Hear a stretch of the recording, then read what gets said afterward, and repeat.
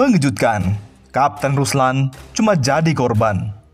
Terungkap tokoh yang ingin Jokowi dikudeta. Ternyata ada faksi di tubuh pemerintahan yang mau tendang Jokowi, seperti Mega menggeser Gus Dur.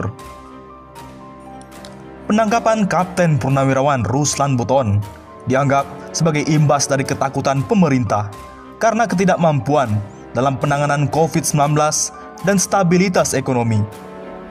Hal itu disampaikan pakar politik dan hukum Universitas Nasional Jakarta, Saiful Anam, yang juga menilai tidak ada perbuatan tindakan ujaran kebencian yang dilakukan Ruslan Buton atas surat terbuka yang disampaikannya. Saya mendengar dengan baik surat terbuka yang disampaikan. Saya bertanya-tanya, di mana pidana ujaran kebenciannya? Saya tidak melihat pasal ujaran kebencian maupun pencemaran nama baik di media sosial dalam kasus ini, ucap Saiful kepada kantor berita politik Ermol, Jumat 5 Juni. Karena kata Saiful, seluruh warga negara Indonesia berhak menyatakan pendapat yang dilindungi oleh Undang-Undang 1945. Atas kasus yang menimpa Ruslan, Saiful pun memperhatikan bahwa mantan anggota TNI itu justru mendapat serangan oleh pihak-pihak tertentu di media sosial dengan cara mengungkit masa lalu Ruslan setelah banyak dukungan terhadap dirinya. Mengenai isu masa lalu itu, tidak perlu diungkit-ungkit. Ini kan bicara pidana saat ini. Untuk apa flashback ke belakang? Tidak perlu dilakukan dan buang-buang waktu saja. Justru dengan tidak lagi menjabat sebagai TNI, ia bebas memberikan masukan. Saat masih bertugas, kan ia tidak bebas melakukan kritik dan memberikan masukan, terang Saiful. Saiful pun mengaku heran atas adanya upaya-upaya untuk membungkam para pengkritik pemerintah. Kok pemerintah sensitif banget untuk urusan Jokowi? Jangan paranoid. Saya kira di luar akal sehat kita. Apalagi masukan dan kritikan dianggap tindak pidana. Menyarankan mundur, saya kira biasa saja, jelas Saiful. Atas penangkapan terhadap Ruslan, Saiful pun mengaku curiga.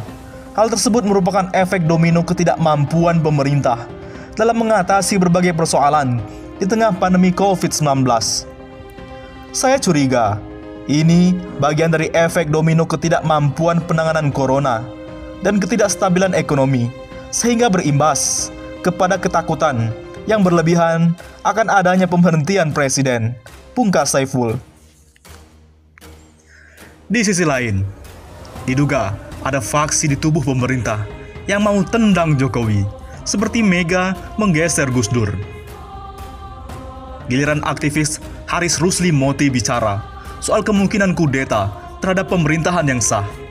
Bedanya, mantan Ketua Umum Partai Rakyat Demokratik (PRD) itu mengatakan kelompok oposisi tidak mungkin menggosor Jokowi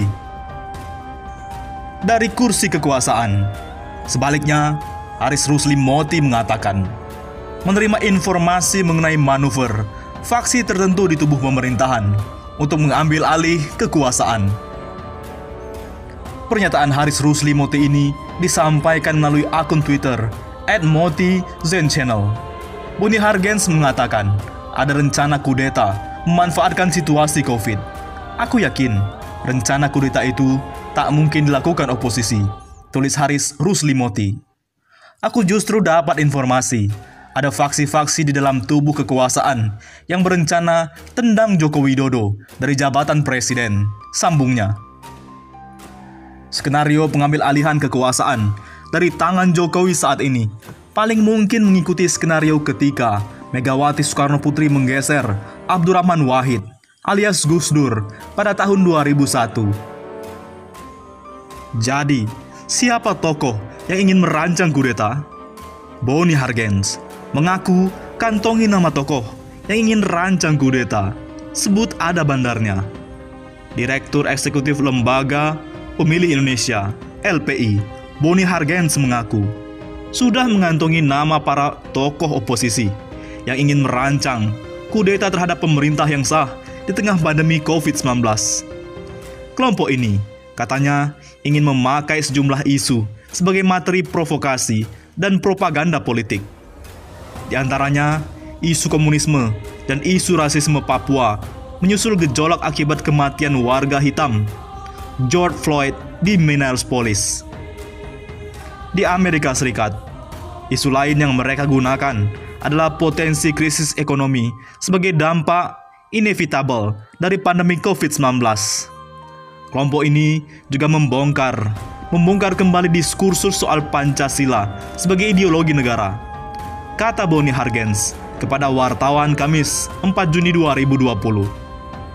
Apapun isu yang mereka gunakan, kata Bonnie Hargens, itu adalah instrumen untuk melancarkan serangan-serangan politik dalam rangka mendelegitimasi pemerintahan yang sah saat ini. Bonnie Hargens menilai, kelompok ini tak bisa disebut sebagai barisan sakit hati semata, karena ini bukan lagi demam politik semata. Mereka adalah laskar pengacau negara dan pemburu rente.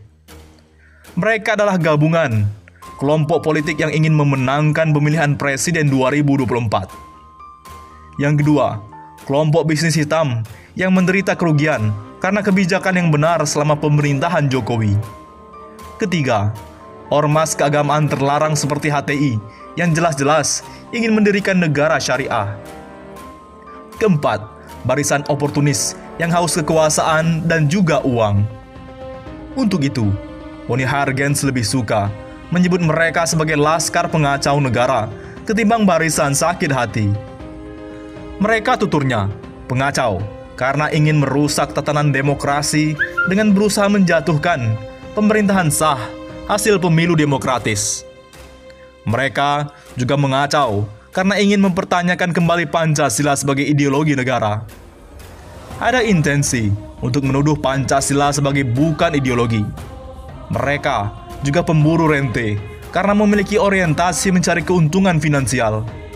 Ada bandar di balik gerakan mereka, mulai dari bandar menengah sampai bandar papan atas. Bandar menengah misalnya, oknum pengusaha pom bensin dan perkebunan asal Bengkulu, dan bandar papan atas yang tak perlu saya sebutkan di atas, beber Bonnie Hargens. Ia pun menyayangkan salah satu tokoh agama yang ia duga ikut terlibat di dalamnya. Beliau kan panutan umat, tokoh yang didengar banyak orang. Tak bijak jika ikut berkecimpung memperkeruh kolam yang bersih. Negara ini butuh negarawan dari segala lapisan supaya bisa menjadi bangsa besar. Tokoh agama dan intelektual adalah panutan masyarakat. Maka harus ada keteladanan moral dalam bertindak dan berbicara di ruang publik, kata mantan inisiator relawan Jokowi tersebut. Bonnie Hargens juga menyebut sosok lain yang menjadi begitu galak setelah tidak menjadi komisaris salah satu BUMN. Kan jadinya ada kesan tidak baik, seolah-olah ada vested interested di balik kritisme beliau terhadap pemerintah. Banyak cara kok untuk memberikan masukan pada pemerintah, tanpa harus merugikan masa depan bangsa dan negara, tutur Bonnie Hargens. Di lain sisi, sepakat JK kritik Jokowi. Pengamat, Pancasila tanpa agama tidak akan ada. Presiden Joko Widodo kembali mendapat kritikan tajam dari Ketua Dewan Masjid Indonesia DMI, Yusuf Kala, terkait rencana new normal yang akan berlaku dalam waktu dekat ini. JK menyebut, wacana pembukaan rumah-rumah ibadah terkesan tidak menjadi prioritas pemerintah untuk menyambut era new normal. Hal ini nampak ditunjukkan kepala negara saat pertama kali yang dikunjungi untuk dilakukan relaksasi adalah mal. Padahal, sila pertama yakni ketuhanan yang Maha Esa merupakan ruh dari kehidupan berbangsa dan bernegara. Menanggapi hal tersebut, Direktur Eksekutif Indonesian Political Review (IPR) Ujang Komarudin menilai, apa yang disampaikan oleh Wakil Presiden RI periode 2014-2019 itu sangat tepat sekali. Pasalnya, Pancasila sebagai dasar negara menempatkan urusan ketuhanan paling utama. Ketika itu, kita sepakat berpancasila. Maka, sila pertama terkait dengan ketuhanan memang harus didahulukan dan diutamakan, kata Ujang Komarudin, Kamis 4 Juni. Pancasila tanpa agama juga tak akan ada. Imbuhnya menegaskan, menurut Ujang Komarudin, ruh sebuah negara, dalam hal ini ketuhanan, sudah sepatutnya dikedepankan oleh pemerintah. Bukan justru hanya memikirkan sektor ekonomi semata, lalu mengabaikan sektor lain. Bagaimana menurut pendapat Anda?